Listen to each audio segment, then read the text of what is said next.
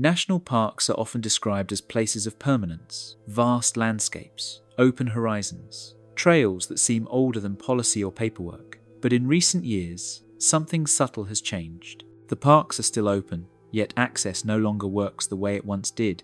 Gates stay closed longer, trails disappear quietly from maps, restrictions appear without explanation and remain without resolution. This documentary does not focus on spectacle or mystery. It examines process, how disappearances, staffing limits, legal risk, technology gaps, and communication strategy have slowly reshaped how wilderness is managed, not through one decision, but through many small ones. What follows is not an argument and not an accusation. It is a record of how uncertainty is handled when answers never arrive, how silence becomes policy, and how closure becomes normal without ever being announced. When the gates stay closed longer. In the early morning hours of the 14th of July 2021, a metal gate across a secondary road in Yosemite National Park remained locked past its posted opening time.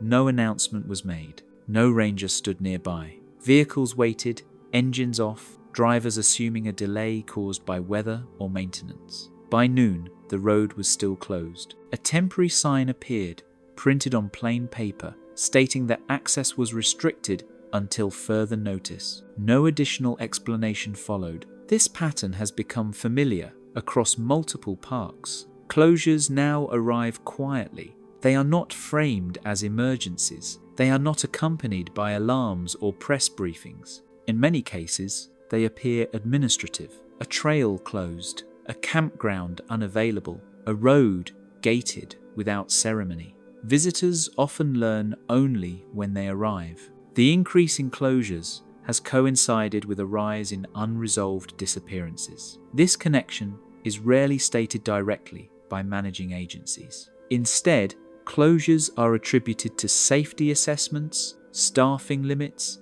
environmental recovery, or infrastructure concerns. Each explanation is plausible on its own. Together, they form a pattern that is difficult to separate from the timing of missing person cases. Between 2018 and 2022, the National Park Service issued more temporary closures than in the previous decade. Internal reports cite strain on search and rescue capacity, delays in response times, and difficulty maintaining perimeter control in large wilderness areas. These reports do not always mention disappearances by name. Instead, they refer to incidents requiring extended resource allocation. One such incident occurred in September 2020 Great Smoky Mountains National Park. A day-use trail near Deep Creek was closed for 6 days following the disappearance of a solo hiker. The closure was described as precautionary.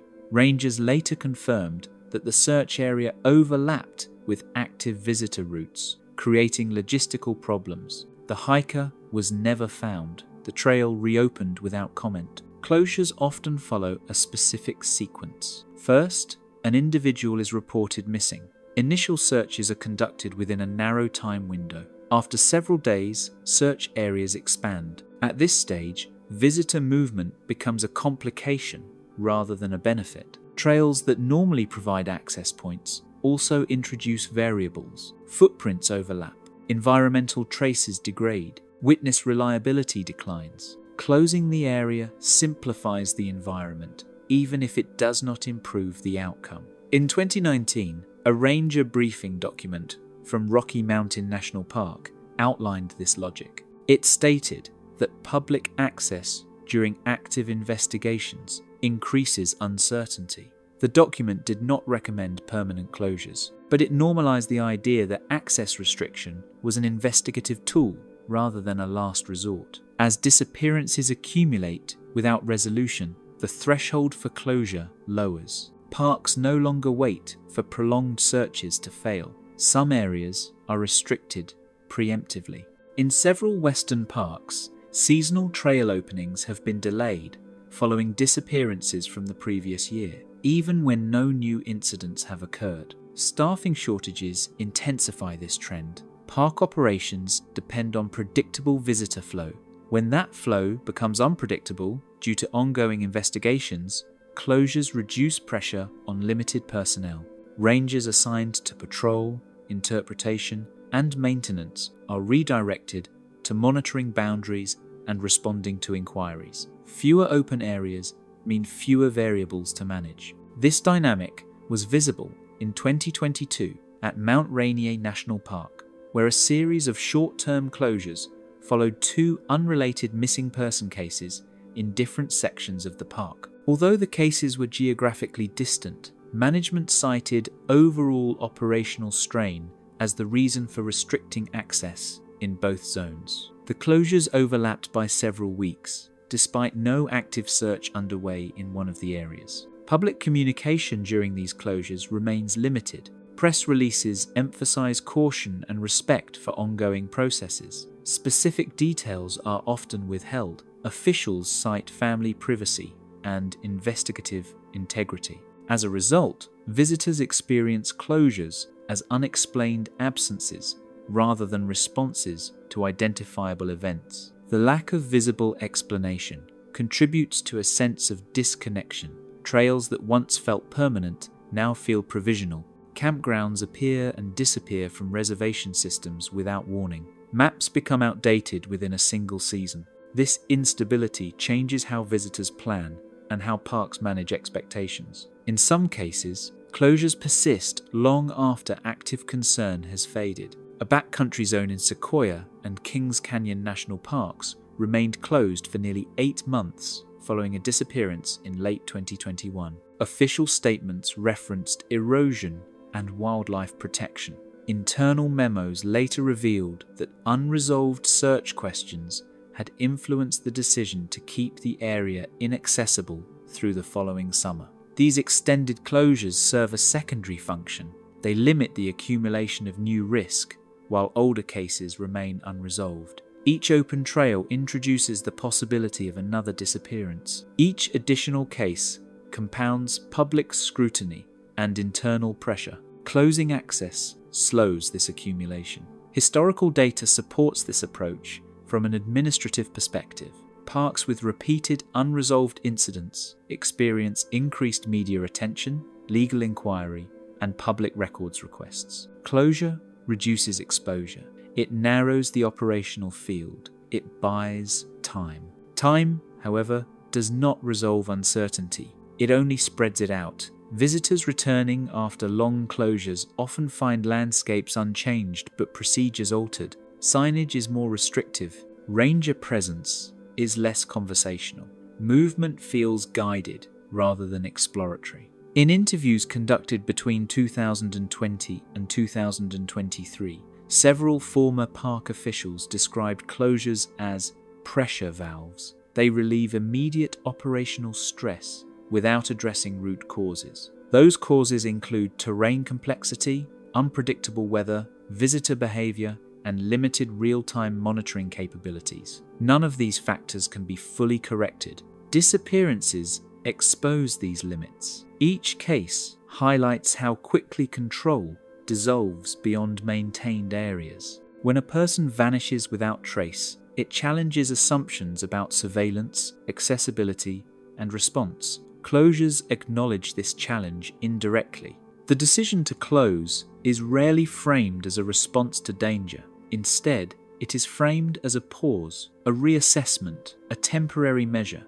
Yet the frequency of these pauses has increased. Temporary measures now overlap, creating a semi-permanent state of restricted access across multiple parks. In 2023, an internal planning session within the National Park Service identified adaptive closure strategies as a key operational focus. The phrase suggests flexibility. In practice, it reflects an environment where full access can no longer be assumed. As parks balance preservation, safety, and public expectation, closures become a visible marker of uncertainty. They are not explanations. They are signals. Signals that something has not been resolved. Signals that management is choosing containment over exposure. Visitors encounter locked gates and closed trails without context. They adapt by rerouting or leaving. the landscape remains. The absence becomes part of the experience. The pattern continues quietly, shaped by events that do not announce themselves clearly. A missing person, a delayed reopening, a sign posted without detail. The gates stay closed longer than expected. The search that never officially ends. When a person disappears inside a national park, the language used to describe the response follows a predictable sequence. The first phase is labelled active search. During this period, movement is urgent. Timelines are narrow. Helicopters fly grid patterns. Ground teams mark routes with flagging tape. Every decision is framed around the assumption that time matters most. In Joshua Tree National Park, a search initiated in May 2020 followed this structure closely. A climber failed to return from a short route near Hidden Valley. Rangers began tracking within hours. Thermal imaging was deployed. Volunteers were requested through local sheriff channels. After 5 days, the language changed. Press updates replaced the word search with investigation. This shift carried operational meaning. Once an investigation begins, urgency slows. Command structures narrow. Public participation decreases. The environment is no longer treated as a space to be covered quickly, but as a scene to be preserved cautiously. Trails that were used as access routes become sources of contamination. Foot traffic introduces uncertainty. At this point, limiting access becomes more valuable than expanding it. This transition does not end the search, it changes its form. Officially, the case remains open. Practically, field activity reduces. Searches move from terrain to paperwork. Coordinates replace footsteps. Interviews replace patrols. The park remains physically unchanged, but operationally altered. In 2017, a briefing document from National Search and Rescue Committee outlined this distinction. It noted that unresolved wilderness cases enter a maintenance phase. The phrase suggests continuity, but the actions involved are minimal. Periodic reviews, data archiving, occasional reassessment prompted by new information which rarely arrives. Maintenance phases can last decades. In Zion National Park, a hiker missing since 2009 remains listed as an active case. No ground searches have been conducted in over 10 years. The file is retained. The terrain is not revisited. The search exists in status, not in space. This persistence without presence affects how parks operate. Unresolved cases create invisible boundaries. Areas associated with disappearances receive additional internal review when reopening schedules are discussed. Risk assessments include historical incident overlays. These overlays do not expire. A former operations manager at Olympic National Park described this process in an interview conducted in 2021. He explained that once an area is associated with an unresolved disappearance, it never fully resets. The quote was not intended for publication. It reflects internal caution rather than public messaging. Searches also never officially conclude for legal reasons. Declaring an end implies certainty. Parks rarely possess certainty. Without remains, without witnesses, without evidence of departure, there is no formal closure point. The case remains open to protect liability boundaries and preserve investigative options. This open-ended status creates administrative drag. Each unresolved case must be referenced in planning documents. It influences staffing allocations. It appears in risk matrices. Over time, multiple cases accumulate. Their combined weight affects decisions that appear unrelated on the surface. In Glacier National Park, 3 unresolved disappearances between 2014 and 2018 resulted in a revised backcountry access policy. Official statements cited wildlife migration and trail degradation. Internal correspondence later revealed that repeated unresolved searches had exhausted volunteer coordination capacity. Limiting access reduced the likelihood of initiating another open-ended case. Search protocols themselves reinforce this outcome. Modern search and rescue relies on probability mapping. Areas are ranked based on likelihood of containment. Once high-probability zones are exhausted, further searching yields diminishing returns. Continuing field operations becomes difficult to justify.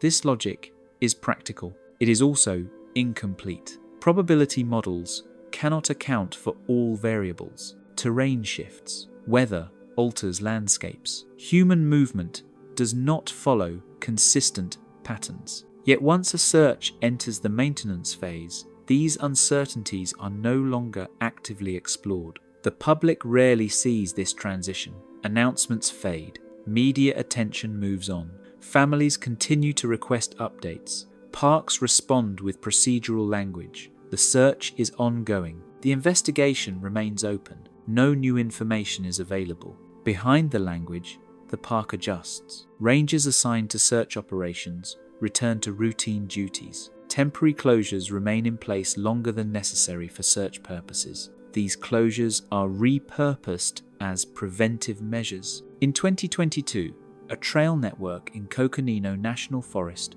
was closed following a disappearance that transitioned to investigation status within 2 weeks. The closures persisted for the remainder of the year. Official explanations referenced fire recovery.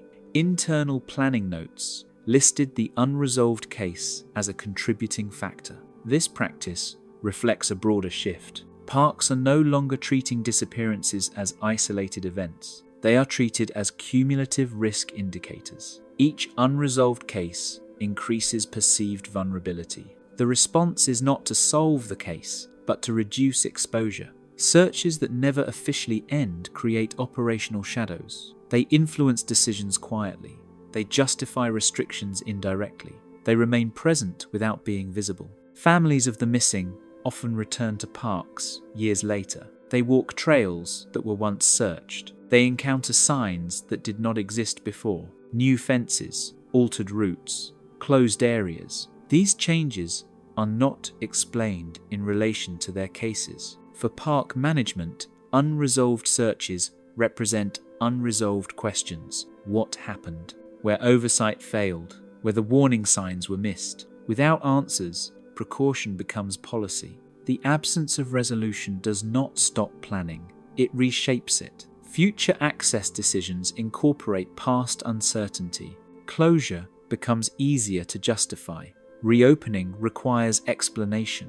Closing does not. The search, in this sense, never ends because it never resolves. It remains embedded in operational memory. It informs risk assessments long after physical efforts cease. Parks continue to function. Visitors continue to arrive. Trails open and close. Beneath these movements, unresolved searches persist as silent influences. They do not demand attention, they simply remain. When prevention replaces explanation.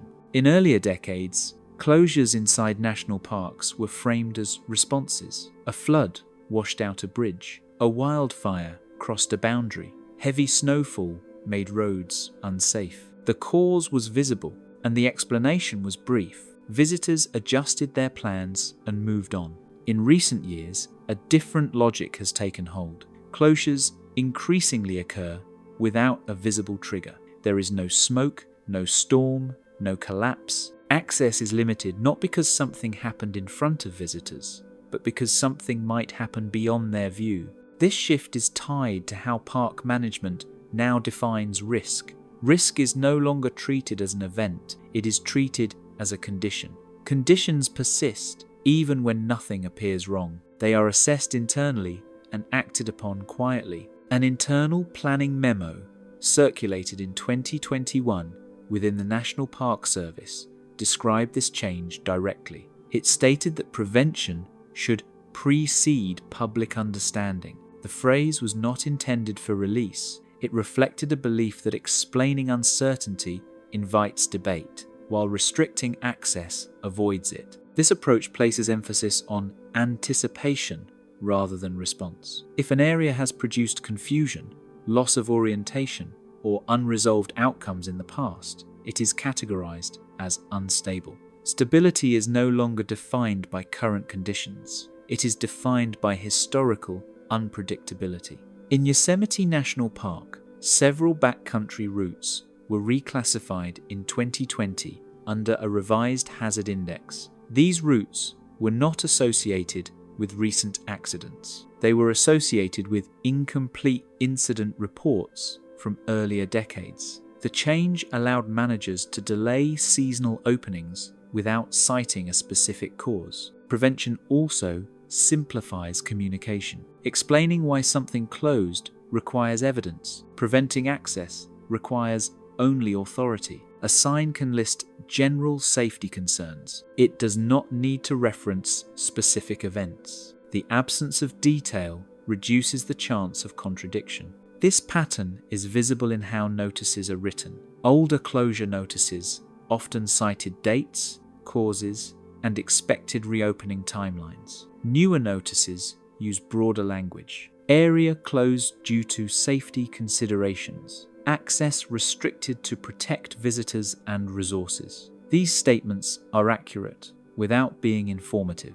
Park officials interviewed between 2019 and 2023 repeatedly emphasized the difficulty of explaining uncertainty. When asked why more detail was not shared, one superintendent at Grand Canyon National Park stated that partial explanations create false confidence. The quote was included in meeting notes, not public statements. False confidence is now treated as a hazard. Visitors who believe they understand an area may behave differently than those who accept restriction. From a management perspective, limiting access is safer than correcting assumptions. Disappearance cases amplify this concern. When a person vanishes without explanation, any subsequent explanation about safety feels inadequate. Managers cannot point to a clear cause. They cannot guarantee prevention. Restriction becomes the only defensible action. This has altered how risk assessments are conducted. Instead of asking whether an area is currently dangerous, assessments ask whether it has ever resisted explanation. If the answer is yes, the area is flagged. Flagging does not require immediate closure. It requires monitoring. Monitoring often leads to seasonal limits. Seasonal limits become habitual. Over time, these habits resemble permanent policy. In Sequoia and Kings Canyon National Parks, a high-elevation basin was placed under repeated short-term closures following a single unresolved disappearance. Each closure was temporary. Together, they reduced public access for nearly 3 consecutive years. No single closure required justification beyond general caution. Visitors encountering these restrictions often assume environmental reasons: weather, wildlife, erosion. These assumptions are rarely corrected. Prevention works best when it blends into expectation. The replacement of explanation with prevention also reduces institutional exposure. Detailed explanations invite scrutiny. Scrutiny invites records requests. Records requests require disclosure. Prevention avoids this chain. In 2022, a legal review conducted for the Department of the Interior noted that ambiguous closures minimize interpretive risk. The phrase refers not to visitor safety, but to administrative liability. When fewer specifics are given, fewer statements can be challenged. This legal framing influences operational culture. Rangers are trained to provide minimal detail. Visitor centers defer questions. Websites list closures without context. The absence of explanation becomes standard practice rather than exception. This shift changes how parks feel. Exploration is replaced with routing. Movement is guided by what is permitted rather than curiosity. Visitors follow open paths rather than choosing their own. Some long-time visitors noticed the difference. In interviews conducted by independent researchers in 2021, repeat visitors to Zion National Park described the park as feeling narrower despite unchanged geography. The comment referred to available choices, not physical space. Prevention also affects staff behavior. Rangers spend less time interpreting landscapes and more time enforcing boundaries. The role shifts from guide to monitor. This is not framed as a downgrade, it is framed as adaptation. Adaptation, in this context, means accepting that not all risks can be explained or eliminated. Rather than attempting to educate visitors about complex uncertainty, management reduces exposure to it. Disappearances accelerate this logic. Each unresolved case demonstrates the limits of explanation. No matter how much information is provided, some outcomes remain opaque. Prevention becomes a way to acknowledge this without saying it directly. Over time, prevention reshapes public expectation. Visitors begin trips, assuming some areas will be inaccessible. They plan around closures rather than questioning them. The absence of access becomes normal. This normalization feeds back into policy. When closures are accepted without resistance, they become easier to implement. The threshold for restriction lowers further. In 2023, a regional planning document covering multiple Western parks recommended expanding preventive access management in areas with historical ambiguity. The term ambiguity was not defined. It did not need to be. Ambiguity functions as a placeholder. It covers gaps in data, unexplained outcomes, and operational uncertainty. It justifies action without detail. The replacement of explanation with prevention does not resolve disappearances. It does not answer questions. It changes the environment in which questions are asked. Visitors encounter locked gates and rerouted trails without context. They adapt quietly. The park continues to function. The absence of explanation becomes part of the landscape. Prevention does not announce itself. It accumulates. Each closure adds to a pattern that is felt rather than described. The shift is subtle. There is no declaration, no policy statement addressed to the public. It unfolds through signs, schedules, and access points. In this system, silence is functional. Explanation is optional. Prevention is efficient. The result is a park experience shaped less by what is known and more by what cannot be resolved. Access narrows not because danger is certain, but because uncertainty persists. The gates close earlier, trails open later. Some areas never fully return. The reasons are not written on the signs. They do not need to be. Staffing gaps and silent trade-offs.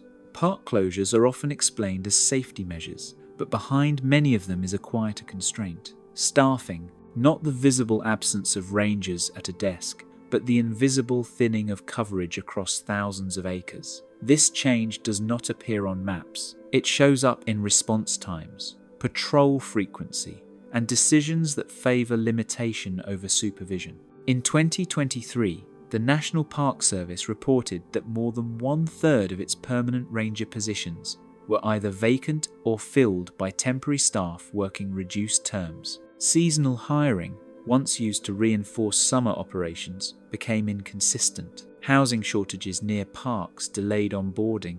Budget approvals arrived late. Some offers were declined after months of waiting. These shortages do not halt operations. Parks remain open. Roads are ploughed. Visitor centres unlock on schedule. The impact appears elsewhere. Backcountry patrols are reduced. Overnight monitoring becomes selective. Rangers are reassigned from interpretive roles to enforcement and emergency readiness. This redistribution creates trade-offs that are rarely described publicly. Each ranger assigned to a high-risk zone leaves another area without coverage. Each extended search pulls staff from routine oversight. Over time, management begins to identify areas that cannot be adequately monitored with available personnel. In Yellowstone National Park, an internal operations review from 2021 noted that certain trail networks required continuous human presence to meet safety standards. Continuous presence was no longer feasible.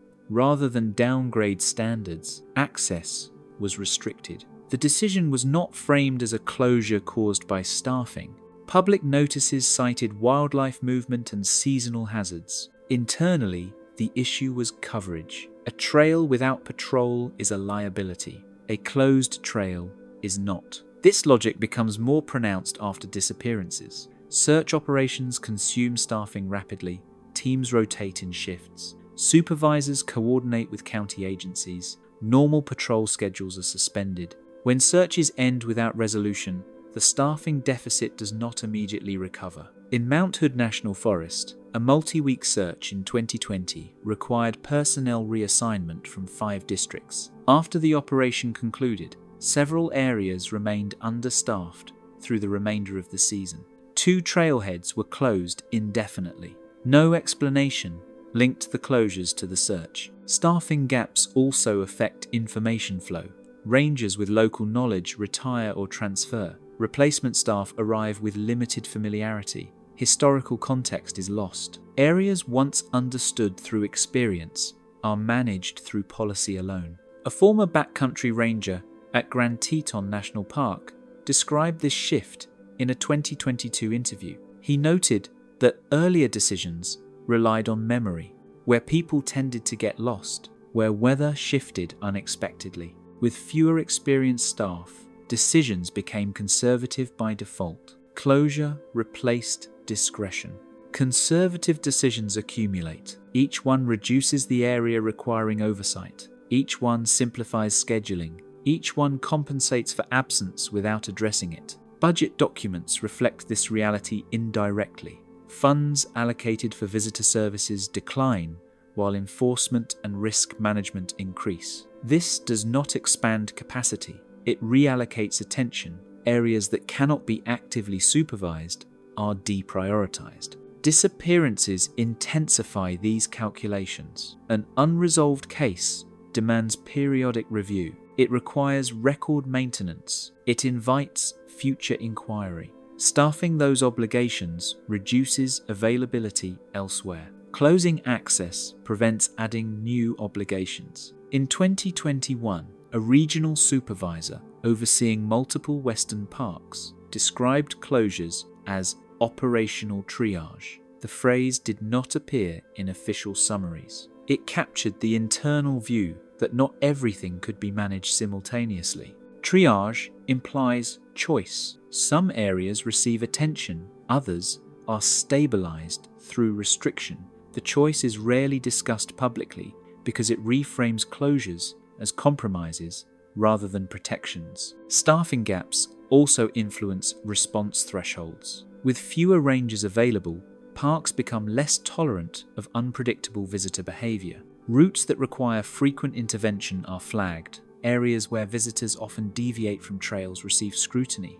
In Acadia National Park, cliffside access points were closed following repeated off-trail incidents. Official statements referenced erosion. Internal notes cited insufficient staffing to monitor visitor compliance during peak hours. This pattern repeats across parks of different sizes and terrains. The cause is not terrain alone, it is the ratio between land and people tasked with watching it. Technology does not fully compensate. Cameras cover limited angles. Drones are restricted. Satellite monitoring lacks immediacy. Human presence remains the primary tool. When that presence diminishes, access contracts. Visitors notice fewer rangers on trails. They notice slower assistance. They do not see staffing charts or unfilled positions. They see closed gates. These gates are not always permanent. They are often provisional, tied to staffing cycles rather than environmental change. Yet staffing cycles have become unpredictable.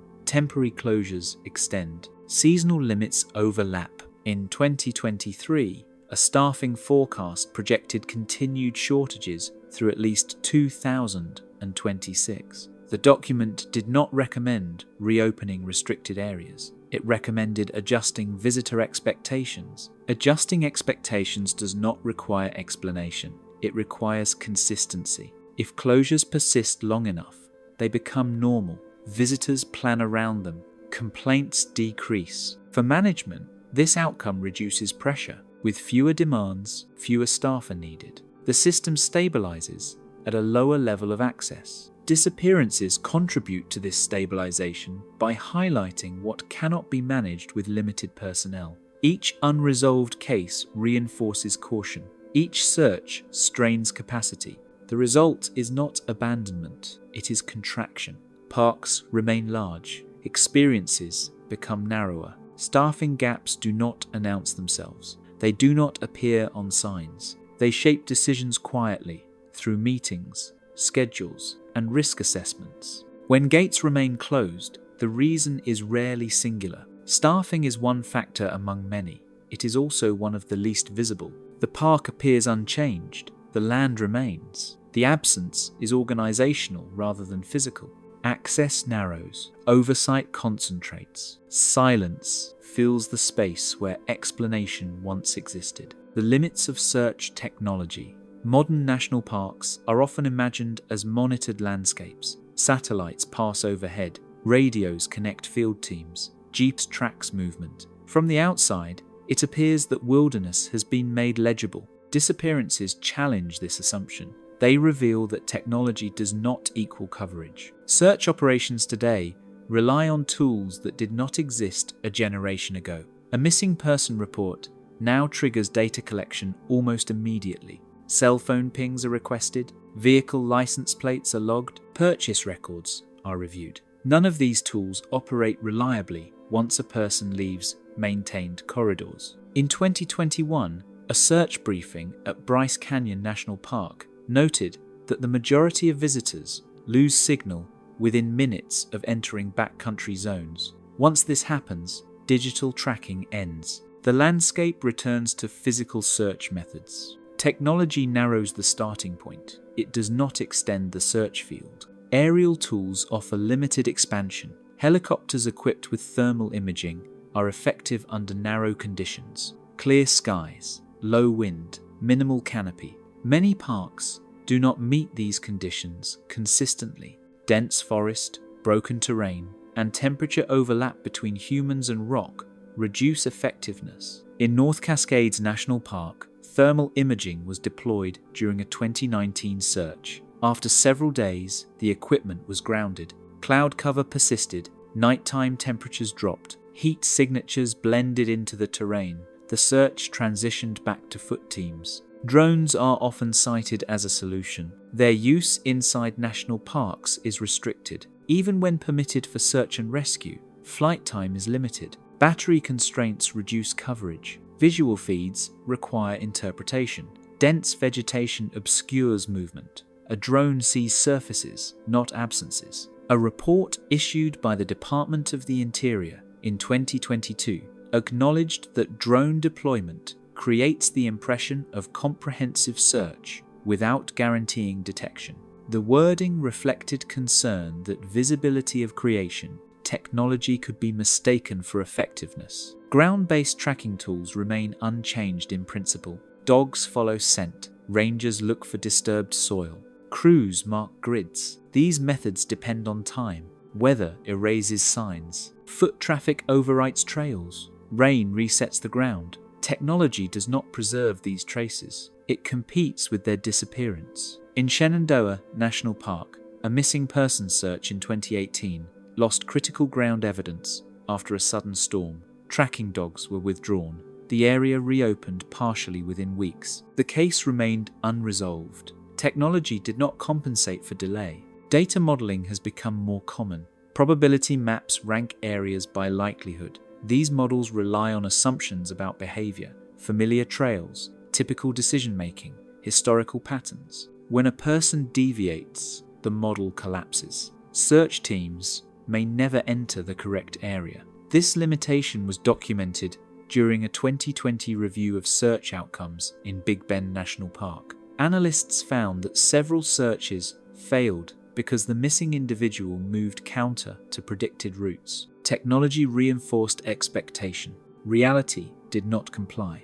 Communication systems face similar constraints. Radios require line of sight or repeaters. In deep canyons and remote valleys, signals drop. Installing permanent infrastructure is restricted by preservation mandates. Parks cannot blanket landscapes with towers without altering them. As a result, coordination slows as teams move farther from access points. Updates are delayed. Decisions are made with incomplete information.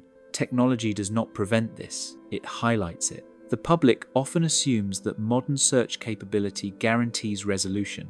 When disappearances remain unresolved, this assumption becomes uncomfortable.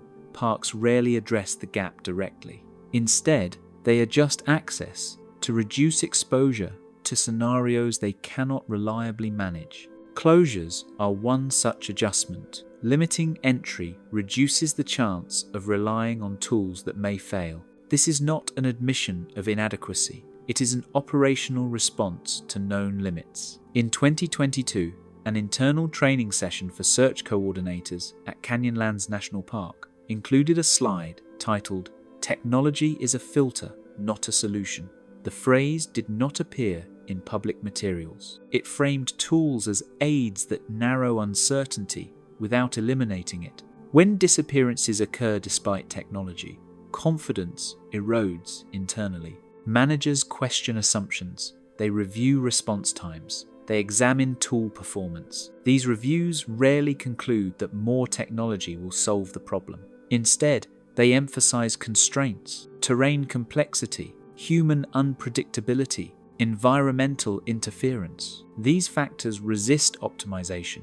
No upgrade resolves them fully. As cases accumulate, parks recalibrate expectations. The question shifts from how to find missing individuals to how to avoid initiating searches that cannot succeed. This shift influences access decisions. Areas where technology performs poorly receive additional scrutiny. Deep forests, slot canyons, high elevation basins. These zones may remain closed longer following incidents. The closures are not attributed to technological failure. They are attributed to safety. Safety becomes a proxy for uncertainty. It allows parks to act without explaining limits. Visitors encounter restricted areas without knowing that tools would not function there if needed. Technology also affects public perception. Highly visible tools create expectations of control. When those expectations are unmet, trust erodes. Parks avoid this by reducing situations where failure might be visible. In 2023, a regional risk assessment covering multiple Western parks recommended restricting access in areas where search success probability is structurally low. The phrase reflects a statistical view of wilderness. Some landscapes do not yield answers. The recommendation did not call for new equipment. It called for preventive management, fewer entries, fewer variables, fewer unresolved outcomes. This approach does not deny technology's value. It recognizes its boundaries that are not intuitive to visitors, boundaries that are difficult to explain without undermining confidence. As a result, explanation recedes, restriction advances. The limits of search technology are acknowledged internally and acted upon indirectly. The park remains open, tools remain available, access narrows where certainty cannot be increased. Disappearances continue to expose the space between what technology promises and what it delivers. That space is managed through closures rather than discussion. The landscape does not change, the strategy does. When risk becomes cumulative, risk inside national parks was once treated as episodic: a fall, a storm, a lost hiker. Each incident was reviewed on its own terms, isolated from what came before. When the situation resolved, operations returned to normal. That framework assumed that incidents were independent events rather than linked pressures. Over the past 2 decades, that assumption has weakened. Park management increasingly treats risk as something that accumulates. One unresolved disappearance does not stand alone. It becomes part of a growing internal record that influences how future decisions are made. Cumulative risk does not appear suddenly. It forms slowly through documentation. Incident logs are stored, after-action reports are filed, search summaries are archived. Each file remains accessible long after public attention fades. Over time, patterns emerge that are not visible to visitors. In a 2019 internal review conducted by the National Park Service, analysts examined 10 years of missing person cases across Western parks. The review did not focus on solving cases, it focused on operational impact. It measured staffing, hours consumed, duration of closures, and long-term effects on patrol schedules. The conclusion was understated. Risk was described as non-resetting. Non-resetting risk changes how planning works. When a new season begins, previous incidents are not erased, they are weighted. Areas with multiple unresolved outcomes receive higher scrutiny regardless of current conditions. This weighting affects decisions before visitors arrive. In Yosemite National Park, risk matrices used for seasonal planning now include historical disappearance density as a factor. This factor does not determine closure on its own. It tilts the balance. When combined with staffing limits, weather uncertainty, or increased visitation, it can be decisive. The cumulative model shifts responsibility away from singular explanations. No single closure needs to justify itself fully. Each one is supported by the record that came before it. The reasoning exists, but it is distributed across years rather than tied to a single event. This distribution makes explanation difficult. Public notices address immediate conditions. They do not summarize decades of unresolved cases. They cannot. Doing so would raise questions that parks are not positioned to answer. Cumulative risk also alters tolerance thresholds. An area that once remained open despite occasional incidents may be restricted after one additional case. The decision appears abrupt from the outside. Internally, it is incremental. In 2020, a canyon route in Zion National Park was closed following a disappearance that mirrored two earlier cases separated by several years. None of the three cases was related. Terrain and weather differed. What linked them was outcome. Each ended without resolution. Together, they shifted the risk profile of the area. Cumulative risk does not require frequency. It requires persistence. A single unresolved case can weigh more heavily than multiple resolved incidents. Resolution restores confidence. Absence erodes it. This erosion affects how parks interpret new information. Reports of disorientation, near misses, or delayed returns are logged with greater seriousness in areas with existing unresolved cases. The same report in a different area might receive routine attention. Context matters. Context also affects how parks interact with external agencies. Repeated unresolved cases increase coordination with county sheriffs, state authorities, and federal partners. These relationships require resources. Each additional case adds strain. Limiting access reduces the likelihood of repeating that process. In Rocky Mountain National Park, coordination logs from 2018 to 2021 show increased involvement from external search teams. Following a cluster of unresolved cases, park management reduced backcountry permit availability. Official statements cited environmental protection. Internally, cumulative search fatigue was noted. Fatigue is not physical alone, it is administrative. Each search produces documentation that must be maintained indefinitely. Each unresolved case remains a standing obligation. Over time, these obligations shape priorities. Cumulative risk also influences training. Rangers assigned to high-risk areas receive additional instruction focused on prevention rather than response. Visitor interactions emphasize restriction and compliance. Education shifts away from exploration and toward caution. This shift is subtle. Visitors may not notice the change in language. They hear reminders to stay on trail, to check in, to avoid certain routes. These reminders are framed as advice. They are also signals that tolerance has narrowed. In 2022, a training manual update for backcountry rangers referenced risk saturation. The term described areas where historical incidents had reached a level that justified proactive limitation. The manual did not recommend public disclosure of this classification. Risk saturation functions as an internal threshold. Once crossed, reopening becomes more difficult. Each additional season without incident does not erase the past. It merely avoids adding to it. Environmental factors compound this effect. Climate variability increases unpredictability. Weather patterns shift. Trails degrade. Search conditions worsen. These changes interact with historical risk rather than replacing it. In Glacier National Park, retreating snowpack altered seasonal access patterns. Routes that were once predictable became unstable. When combined with unresolved disappearances from earlier years, management opted to reduce access windows. The closures were attributed to climate impacts. Cumulative risk influenced the decision. Visitors often interpret these closures as environmental stewardship. This interpretation is not incorrect. It is incomplete. Stewardship includes managing human risk as well as ecological impact. When those risks overlap, explanation becomes simplified. Cumulative risk also affects data transparency. As patterns become apparent internally, releasing partial information becomes more sensitive. Public access to incident summaries may invite pattern recognition outside official channels. Parks respond by standardizing language and limiting detail.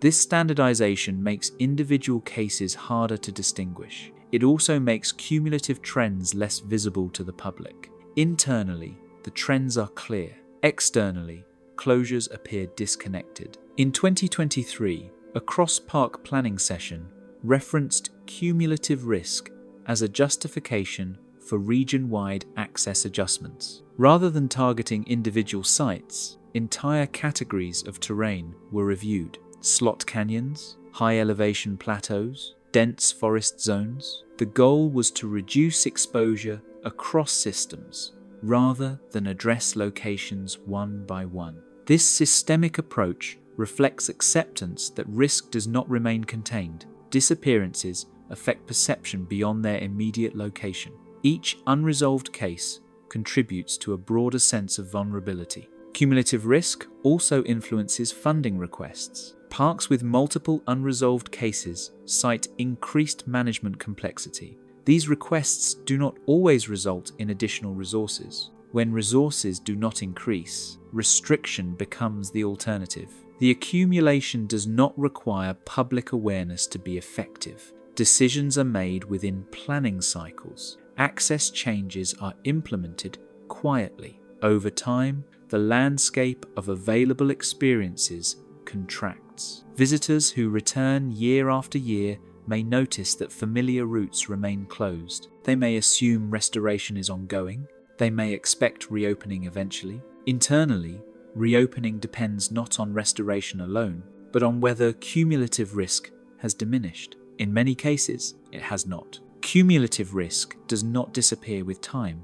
Without resolution, it remains active. It is referenced in meetings. It is built into models. It shapes future options. The result is a gradual recalibration of what parks are willing to expose, not because danger has increased sharply, but because unresolved outcomes have accumulated quietly. This accumulation changes the default posture of management. Openness becomes conditional. Access becomes provisional. Closure becomes an acceptable baseline rather than an exception. Nothing in the landscape announces this shift. Trails remain where they were. Mountains do not move. The change is administrative.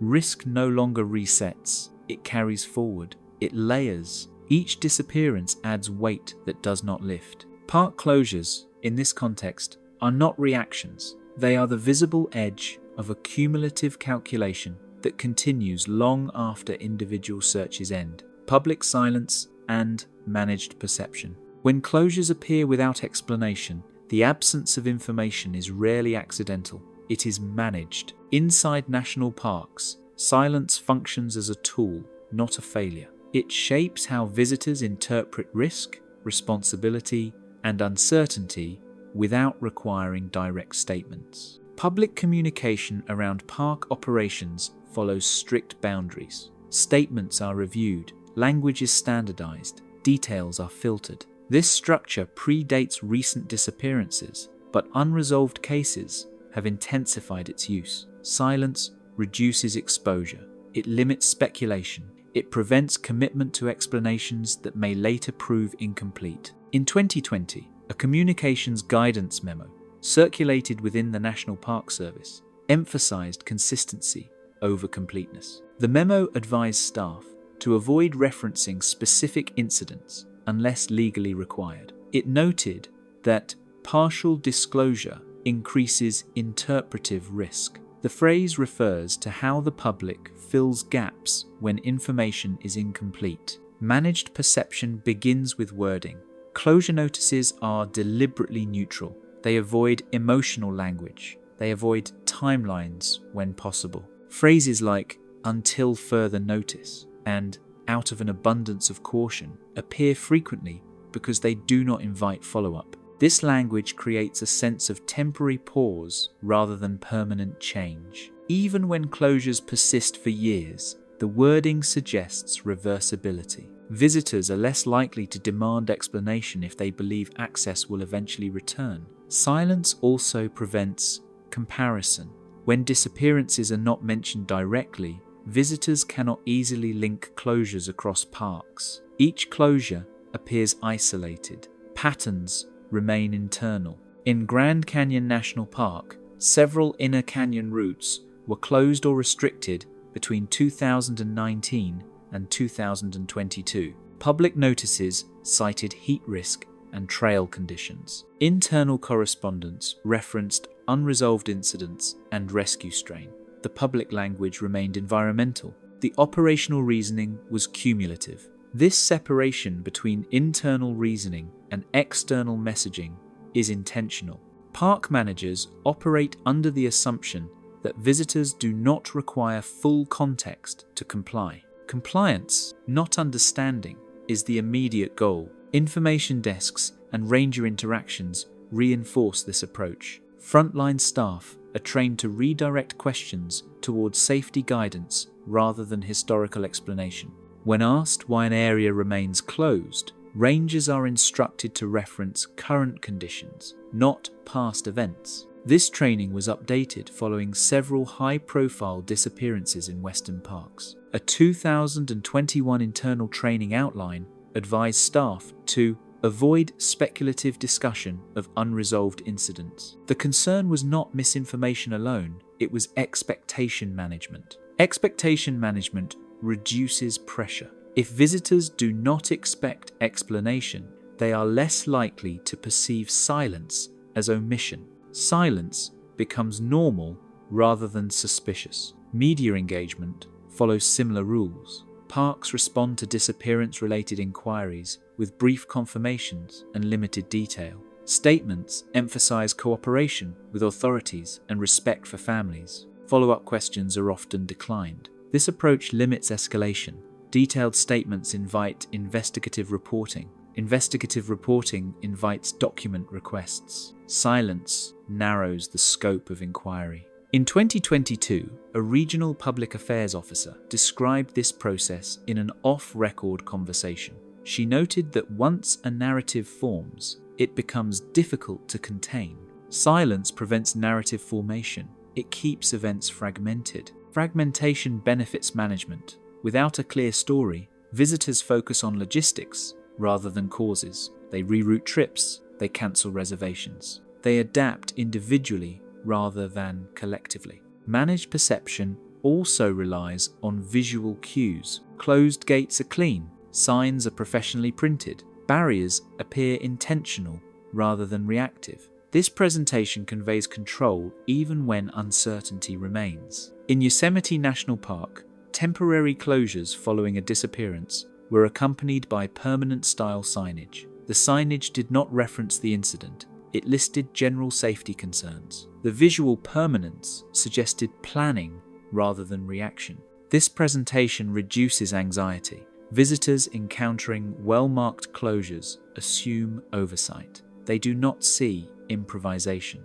They do not see unresolved questions. Silence also protects staff. Rangers and administrators are not required to answer questions they cannot resolve. They are not placed in positions where speculation might be interpreted as fact. The boundary simplifies interaction. However, silence has secondary effects. It encourages alternative explanations outside official channels. Online forums and independent researchers attempt to connect closures and disappearances. Parks do not engage with these discussions. Engagement would legitimize them.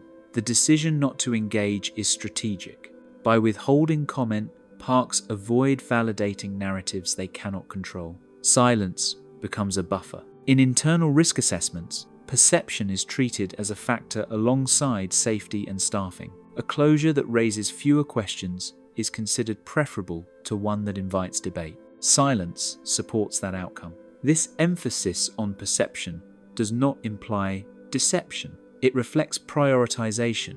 Parks prioritize operational stability over public understanding. They assume that full transparency would not improve safety outcomes and might complicate management. Disappearances challenge this assumption, but they do not overturn it. Each unresolved case reinforces caution. When there are no answers, silence avoids exposing that absence. Families of the missing often encounter this boundary directly. Requests for information are met with procedural updates rather than detail. Parks emphasize ongoing status rather than investigative progress. The language remains unchanged over time.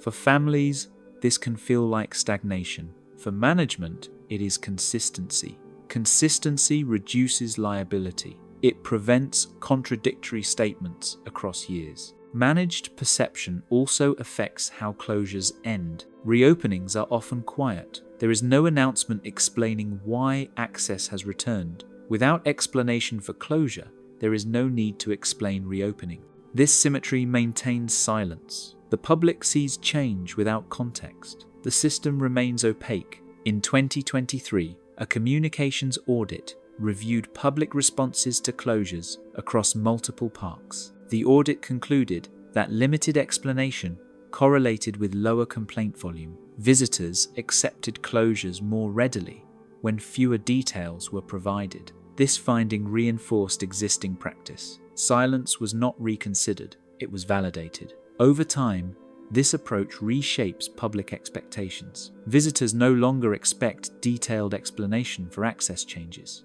They check websites, they adjust itineraries, they move on. The absence of explanation becomes normalized. It blends into the broader experience of regulation and reservation systems. Closure feels administrative rather than alarming. This normalization has long-term implications. As silence becomes standard, transparency becomes optional. Information is shared only when required. Disappearances remain acknowledged but unexplored publicly. Managed perception does not erase uncertainty. It contains it. It keeps uncertainty from becoming the dominant narrative. For park management, this containment is essential.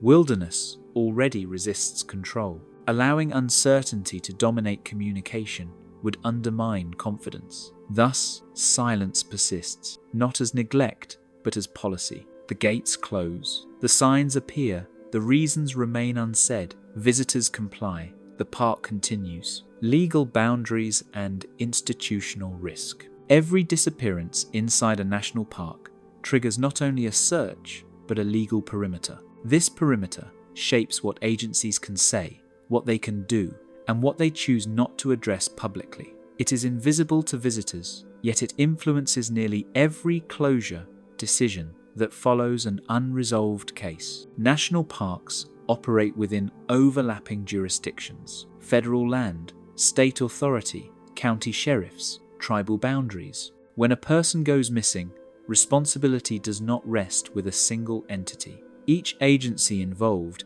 carries its own legal constraints. Coordination requires caution. Statements must align.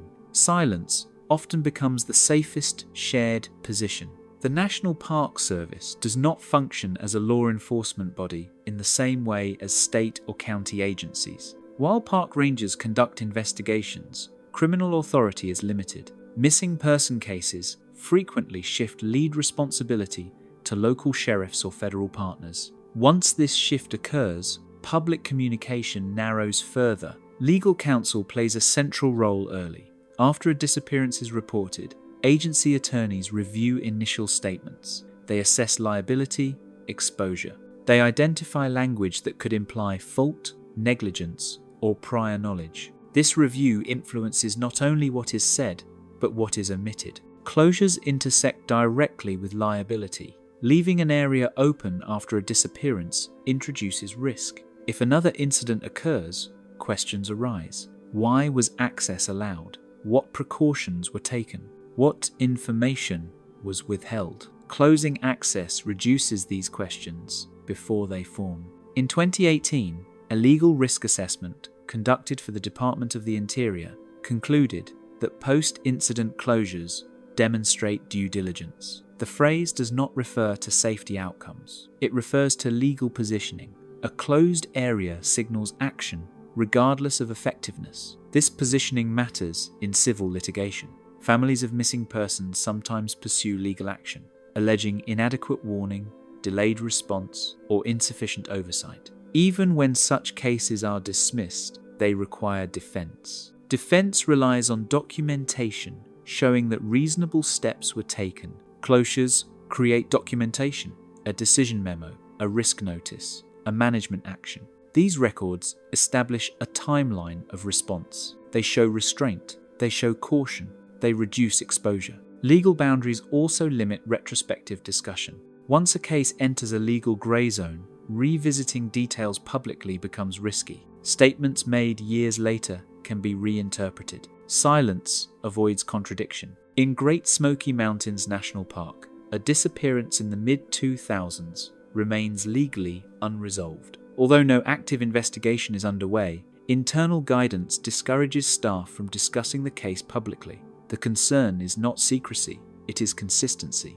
Any new statement could conflict with archived records. This caution extends to closure explanations. If a closure is linked explicitly to a disappearance, it may be construed as acknowledgement of hazard. That acknowledgement can be referenced in legal claims. By framing closures in general terms, parks avoid establishing explicit causal links. Jurisdictional complexity reinforces this approach. When multiple agencies are involved, no single agency controls messaging. Silence prevents misalignment. It ensures that one statement does not undermine another agency's position.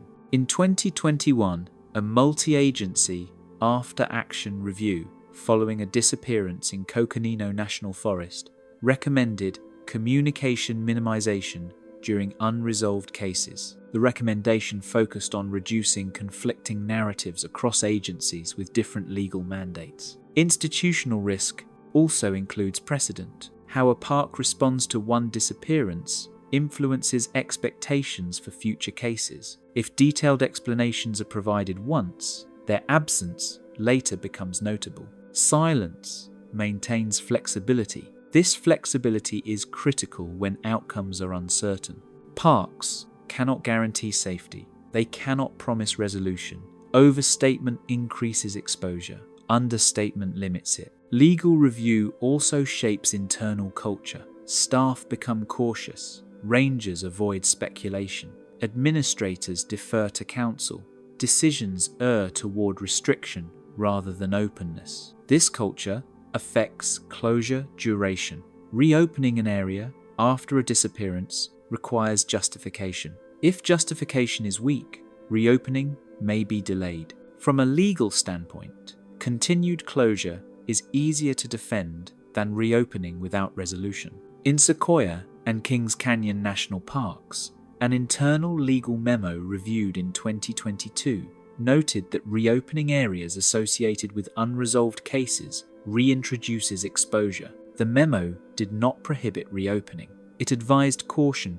The areas remained closed. Legal boundaries also constrain data release. Incident reports may be exempt from disclosure. Search maps may be withheld. Timelines may be redacted. Each exemption reduces public insight while protecting institutional position. This protection extends beyond individual cases. It shapes long-term policy. Closure becomes a default risk management tool because it is defensible across scenarios. It does not require proof of danger. It requires demonstration of caution. Visitors rarely see this calculus. They see signs and barriers. They assume safety or environmental reasons. Legal reasoning remains invisible. When questioned, parks often cite privacy. This explanation is accurate but incomplete. Privacy protects families. Legal caution protects institutions. Both support silence. Institutional risk is not abstract. It affects funding, leadership evaluation, and public trust. A poorly handled disappearance can prompt oversight hearings. It can trigger audits. It can lead to policy intervention from outside agencies. Closures help prevent this escalation. They signal control. They demonstrate responsiveness. They allow agencies to say that measures were taken. In this context, closure is not an admission of failure. It is a shield. It absorbs uncertainty and redirects it away from public scrutiny. Legal boundaries also influence how long cases remain open.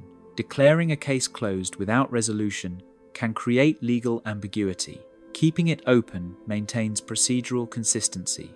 It avoids finality that could be challenged. This open status feeds back into closure decisions. As long as a case remains unresolved, associated areas remain legally sensitive.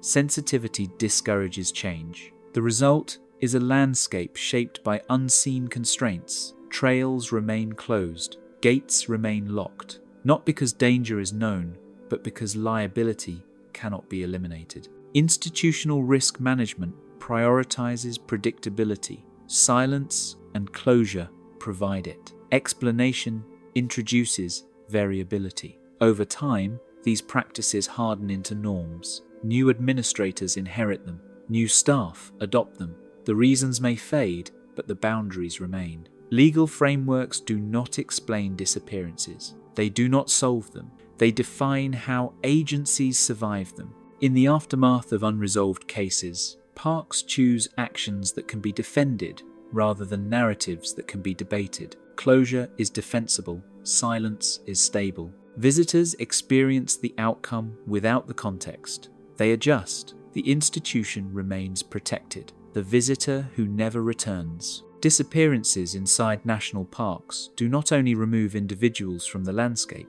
they alter patterns of return. Each unresolved case leaves behind a quieter absence that is not recorded in incident logs. Visitors change their behavior slowly. The effect is not immediate, but it accumulates over time. After a disappearance becomes public, visitation rarely collapses. Gates remain open, roads stay busy, social media images continue. What changes first is repetition. Visitors who might have returned the following year choose a different destination. The decision is rarely stated aloud. It registers as a quiet adjustment. In 2021, a visitor use study conducted near Grand Canyon National Park tracked repeat visitation patterns over a 5-year span. The study noted a measurable decline in return visits to certain backcountry zones following widely reported disappearances. Overall, park visitation remained stable. Specific areas did not recover. This distinction matters. Parks are not losing visitors entirely. They are losing a certain type of visitor. The ones who stay longer. The ones who explore beyond overlooks. The ones who return with familiarity rather than novelty. Families and solo hikers are often the first to adjust. In interviews conducted after a 2019 disappearance in Rocky Mountain National Park, several visitors reported cancelling planned return trips. None cited official warnings. Most referenced reading about something or a story that stuck. These stories circulate unevenly. They are shared through local news, forums, and word of mouth. They do not need detail to influence behavior. The absence of resolution is enough. Visitors who do return modify how they move. They stay closer to main routes. They avoid marginal trails. They shorten itineraries. The park becomes something to pass through rather than inhabit. This shift is visible in permit data. In Yosemite National Park, backcountry permit requests declined in specific regions following unresolved cases, even as overall demand increased elsewhere. Visitors did not stop coming, they concentrated. Concentration creates secondary effects. Crowded areas require more management. Rangers are reassigned. Infrastructure is reinforced. Peripheral zones receive less attention. Over time, these zones become easier to close. The visitor who never returns is not counted as a disappearance. Their absence is not tracked formally. It appears indirectly through booking patterns, trail counters, and revenue distribution. Park planners noticed this. In a 2022 planning document for Zion National Park, analysts noted that certain trails failed to recover user confidence after incidents, despite no environmental degradation. The phrase refers to perception, not terrain. Perception reshapes access decisions. If visitors avoid an area voluntarily, closure becomes easier to justify. Resistance decreases, complaints drop, the closure aligns with behavior already underway. This alignment reinforces silence. When few people ask why an area is closed, explanation is unnecessary. The absence of visitors becomes its own rationale. The visitor who never returns also affects local economies. Gateway towns notice changes in booking length and activity choice. Shorter stays replace extended trips. Guided experiences replace independent exploration. In regions near Great Smoky Mountains National Park, outfitter surveys conducted in 2020 showed a shift toward guided hikes following several disappearances. Visitors sought structured experiences. Parks accommodated this trend by supporting permitted operators. Structured experiences are easier to manage. They concentrate responsibility. They reduce unpredictability. From an institutional perspective, they are preferable. This preference feeds back into access planning. Areas that cannot support guided use or close supervision are deprioritized. The visitor who never returns accelerates this shift by reducing demand. Long-time visitors feel the change most acutely. Familiar routes remain closed. New regulations appear. The park feels less expansive. Some interpret this as loss. Others accept it as evolution. In interviews conducted by independent researchers in 2022, repeat visitors to Olympic National Park described avoiding certain zones out of habit now. The habit formed after hearing about unresolved cases years earlier. Habit is powerful. Once established, it does not require reinforcement. Silence allows habit to persist without challenge. Parks rarely attempt to reverse this process. Restoring confidence would require explanation. Explanation would require addressing uncertainty. Uncertainty remains unresolved. Instead, parks adapt to the visitors who remain. Infrastructure is concentrated. Messaging emphasizes safety and compliance. Exploration becomes optional rather than assumed. The visitor who never returns is replaced by first-time visitors with limited expectations. They experience the park as presented. They do not miss what is unavailable. This turnover reduces institutional pressure to reopen marginal areas. Institutional memory shifts. Staff who remember former access retire. New staff inherit the current configuration as normal. Disappearances contribute to this normalization by introducing caution into the collective memory. Even when details fade, the sense remains. The absence of return visits also reduces informal knowledge exchange. Visitors who once shared route tips, weather patterns, and local insight no longer circulate. The park loses a layer of social familiarity. This loss increases reliance on formal systems, signs, rules, barriers. Informal adaptation declines. Formal management expands. Over time, the visitor who never returns becomes part of the cumulative calculation. Their absence confirms assumptions about risk tolerance. It supports preventive closure. It validates silence. Parks do not document this process explicitly. It unfolds through data trends rather than declarations. Yet its impact is lasting. Access narrows not only because of danger or policy, but because confidence does not replenish itself. Once lost, it is not actively restored. The landscape remains. The paths exist. Some are simply no longer chosen. The visitor who never returns leaves no report, no search, no record. Their absence shapes the park quietly, normalizing restricted wilderness. Wilderness inside national parks was once defined by openness. Boundaries marked protection, not limitation. Inside those boundaries, movement was assumed. Trails existed, but they were guides rather than gates. Over time, this assumption has shifted. Restricted access has moved from exception to condition. Normalization does not arrive through announcement, it arrives through repetition. A trail closes one season and does not reopen the next. A campground is removed from reservation systems without explanation. A road remains gated longer each year. Individually, these changes appear temporary. Together, they redefine the baseline. This process is visible across multiple parks. In Yosemite National Park, sections of the backcountry that were once routinely accessible now require layered permissions or remain closed indefinitely. Maps still show the terrain, access does not follow. Restricted wilderness is not presented as loss, it is framed as management. Language emphasizes balance, protection, sustainability. These terms are accurate. They also obscure a shift away from assumed freedom of movement. Normalization depends on consistency. When closures fluctuate unpredictably, visitors resist. When closures persist, visitors adapt. After several seasons, restricted areas fade from expectation. They become blank spaces on itineraries rather than points of contention. Park planning documents reflect this adaptation. In a 2022 visitor management strategy draft, the National Park Service described access as dynamic. The term suggests flexibility.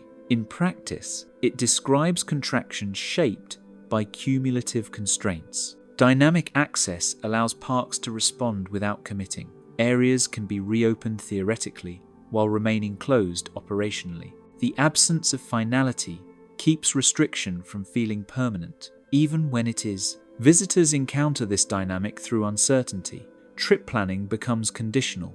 Websites list alerts. Apps update frequently. The expectation shifts from certainty to adjustment. Wilderness becomes something to navigate administratively as well as physically. This administrative layer changes how wilderness is perceived. It feels regulated rather than remote. Presence is mediated. Exploration requires confirmation. In Zion National Park, shuttle systems and timed entries were introduced to manage crowding. These systems later intersected with closures following disappearances and rescues. The result was a landscape experienced through schedules rather than spontaneity. Normalization is reinforced by infrastructure. Gates, barriers, and signage become permanent fixtures. Even when closed areas are not dangerous, their presentation suggests authority. Visitors comply without questioning cause. Compliance reduces pressure.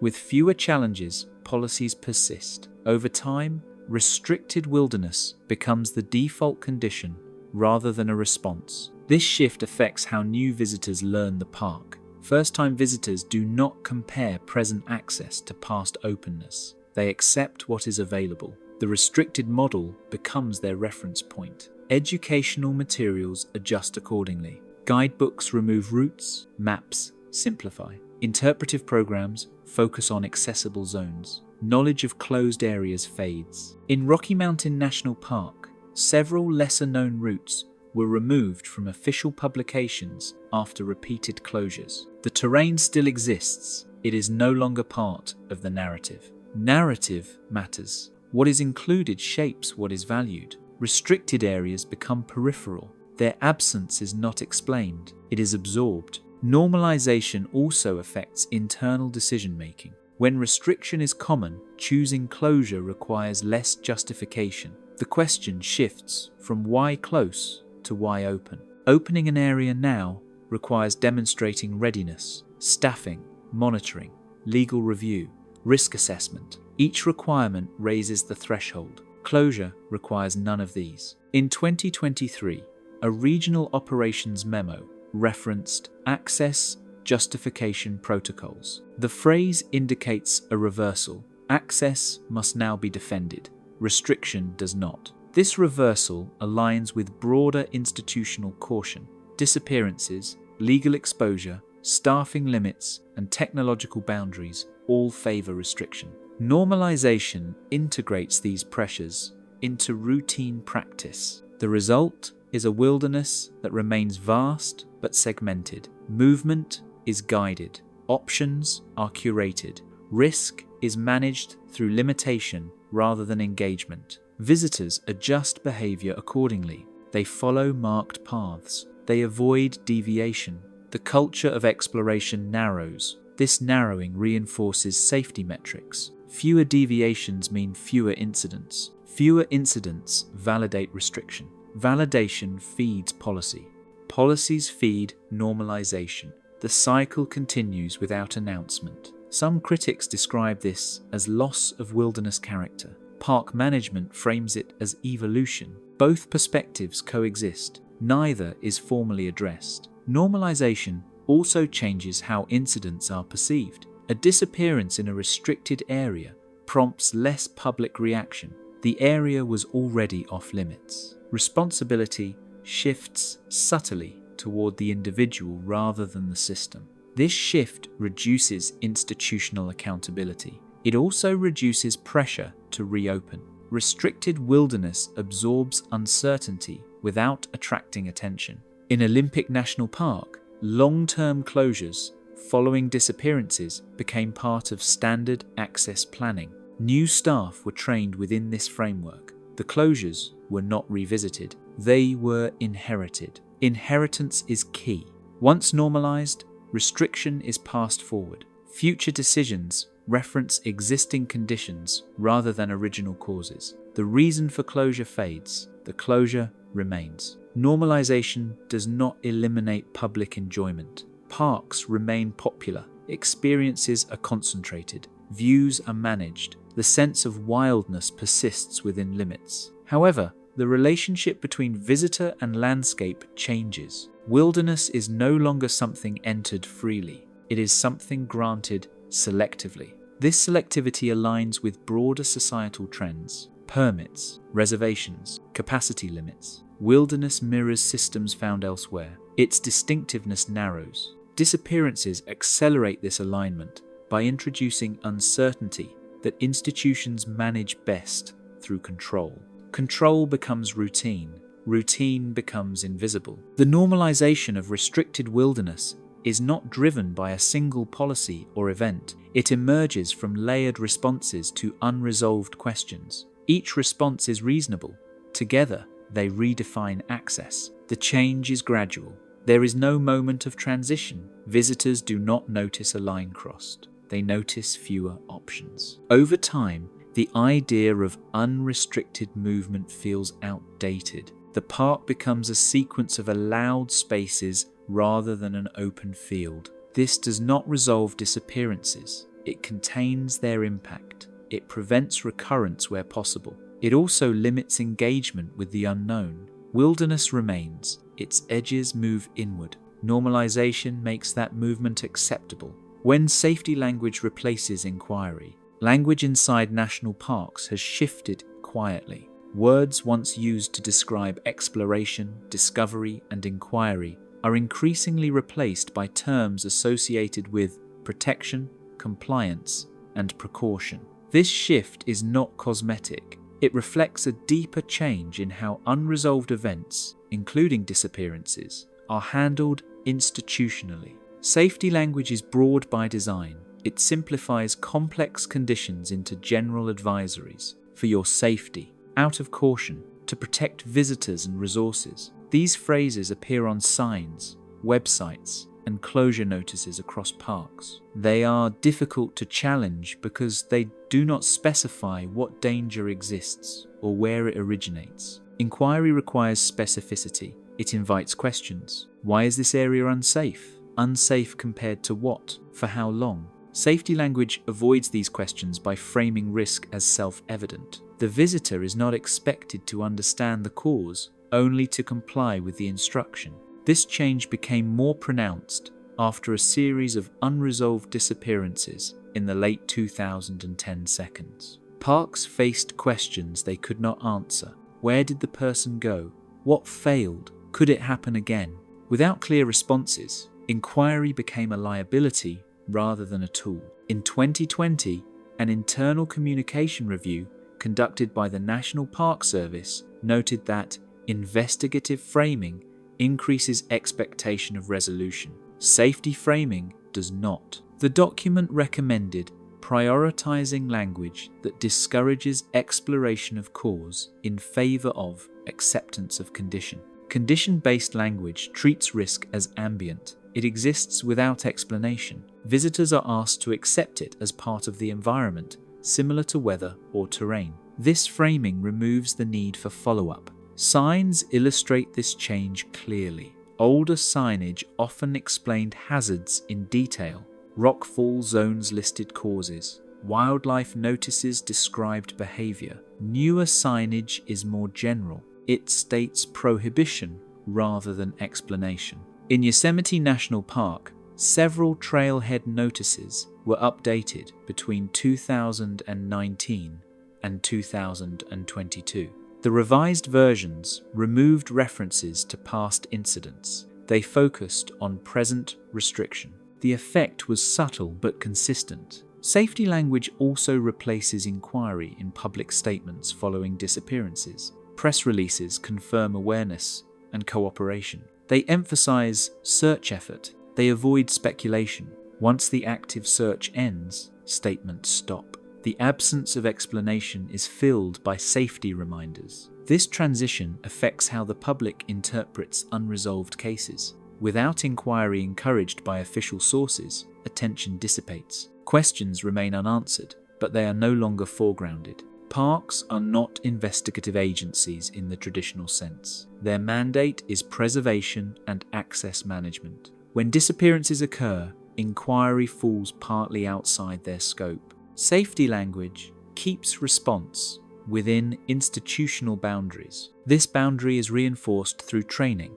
Rangers are instructed to redirect questions about disappearances toward general safety advice. Stay on trail, travel with others, carry navigation tools. These statements are correct. They do not address what happened. In a 2021 Ranger training update circulated in the Pacific West region, staff were advised to avoid discussing unresolved cases unless officially authorized. The guidance emphasized that safety messaging should remain forward-facing.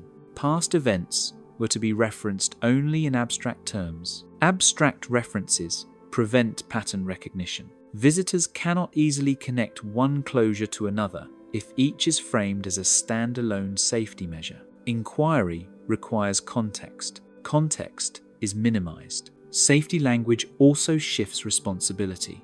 When risk is presented as inherent, the burden of navigation falls on the visitor. Compliance becomes the solution. Institutional inquiry recedes. This shift is visible in how questions are answered at visitor centers. When asked why an area is closed, staff often respond with current safety considerations. They rarely mention historical incidents. The closure exists now.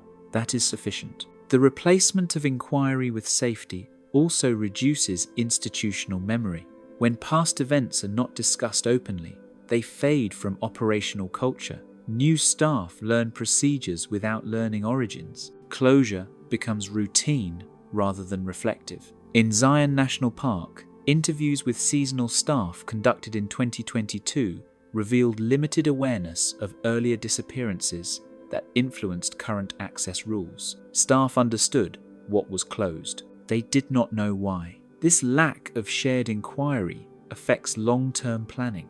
Decisions are made based on existing restrictions rather than underlying causes. The system optimizes around limits without revisiting assumptions. Safety language also interacts with legal considerations. Describing an area as unsafe does not require proving hazard. It demonstrates caution. Inquiry might require acknowledgement of uncertainty or oversight. Safety language avoids both. In legal review contexts, generalized safety statements are defensible. They show intent to protect without specifying failure. This reinforces their use. Public trust is shaped by this language. Many visitors accept safety framing without question. They expect regulation in protected areas. Over time, the absence of inquiry feels normal. However, this normalization changes the relationship between public and institution.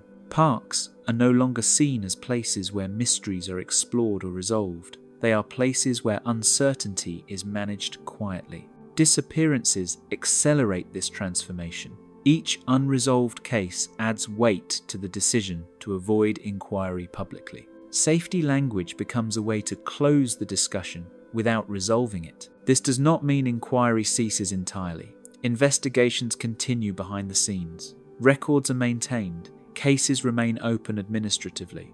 What changes is visibility. Visibility is replaced by reassurance. Reassurance does not require explanation. It requires tone, calm, authority, consistency. The tone of safety language is deliberately neutral. It avoids urgency. It avoids alarm. It frames restriction as routine. This tone discourages curiosity. In a 2023 review of visitor feedback across several parks, analysts noted that safety-framed closures generated fewer follow-up questions than closures framed with detailed explanation. This finding supported continued use of generalized language. Inquiry, when it does occur, often shifts outside official channels. Independent researchers, journalists, and online communities attempt to reconstruct events. Parks rarely engage with these efforts. Engagement would reintroduce inquiry into the official sphere. By maintaining safety language, parks keep control of narrative boundaries. They define what is discussed and what remains implicit. This control is not exercised aggressively, it is exercised passively through omission. Over time, omission becomes structure. Visitors learn to interpret safety language as final. They do not expect elaboration. They comply and move on. This compliance shapes access policy. When fewer questions are asked, fewer answers are required. Closure becomes easier to maintain.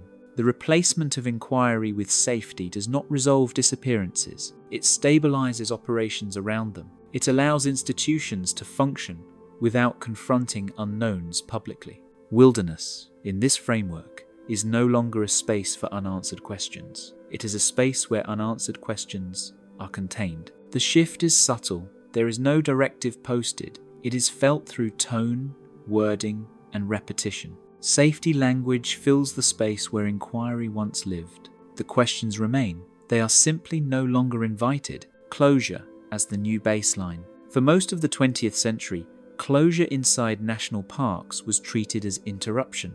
Roads closed briefly, trails shut after storms, campgrounds went offline during repairs. These actions were understood as temporary departures from normal access. Normal access itself was assumed to be broad and continuous. That assumption no longer holds. Across many parks, closure has shifted from exception to baseline. It is no longer something that happens to wilderness. It is how wilderness is managed. This change did not arrive through policy announcements or legislative reform. It emerged through repetition.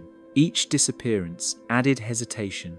Each unresolved case introduced restraint. Each restraint became easier to repeat than to reverse. By the early 2022s, internal planning language reflected this shift clearly. Documents circulated within the National Park Service increasingly described access as conditional rather than default. The wording mattered. Conditional access assumes limitation first and permission second. Conditional access reframes decision-making. Managers no longer ask whether an area should be closed. They ask whether it can be opened safely, legally, and sustainably with available resources. If the answer is uncertain, closure persists. Uncertainty has become the dominant factor. Disappearances do not need to be frequent to matter. They need only to remain unresolved. Each unresolved case introduces an open variable that never clears from the system. Over time, these variables accumulate. They appear in risk registers. They are referenced in staffing models. They influence legal review. Closure becomes the simplest way to neutralize uncertainty without resolving it. Neutralization does not require explanation. It requires consistency. When closure is common, it stops attracting attention. It becomes part of the landscape. Visitors adapt to this baseline quickly. Trip planning now assumes restrictions. Websites are checked repeatedly. Alerts are expected. Access is provisional. Wilderness is experienced through what is allowed rather than what exists. This expectation feeds back into management. When visitors plan for closure, closure generates fewer complaints. When complaints decline, closure becomes easier to sustain. Sustainment is key. Temporary closures once carried an implicit obligation to reopen. Baseline closure carries no such obligation. Reopening becomes optional rather than required. This shift is visible in how timelines are handled. Earlier closure notices often included estimated reopening dates. Newer notices rarely do. Until further notice functions as an open-ended condition. It does not promise change. Open-ended language protects institutions. It avoids commitment. It aligns with unresolved risk. It supports a baseline model where closure is normal and access is granted selectively. The baseline model also aligns with institutional capacity. Staffing shortages, legal exposure, and technological limits all favor fewer open areas. Managing less land intensively is easier than managing more land lightly. Disappearances highlight the cost of light management. Vast areas with minimal oversight create conditions where response is difficult and outcomes are uncertain. Closure reduces that cost by reducing exposure. Exposure is now a central concept. Parks assess not only physical danger, but reputational, legal, and operational exposure. Areas associated with unresolved cases carry higher exposure even if current conditions are stable. High exposure areas remain closed. Over time, they stop being discussed. They drop out of visitor narratives. They persist only in internal records. Maps still show them. Satellite images still capture them. They exist physically, but not experientially. This separation between existence and access defines the new baseline.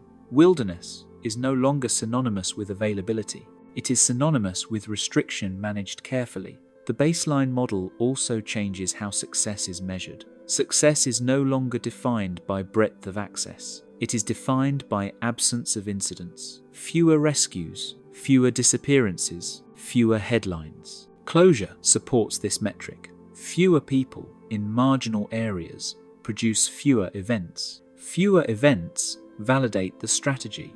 Validation does not require proving causation. It relies on correlation. As access narrows, incidents decline in those areas. The model reinforces itself. The absence of incidents does not mean underlying uncertainty has resolved. It means exposure has been reduced. Closure contains uncertainty without confronting it. This containment becomes institutional habit. New managers inherit closed areas and treat them as givens. The reasons may be documented, but they are no longer debated. Debate requires alternatives. Alternatives require resources and confidence. Both are limited. As closure becomes baseline, the concept of reopening changes. Reopening is no longer restoration. It is an experiment. Experiments require justification. They introduce risk. They invite scrutiny. Few incentives exist to run such experiments.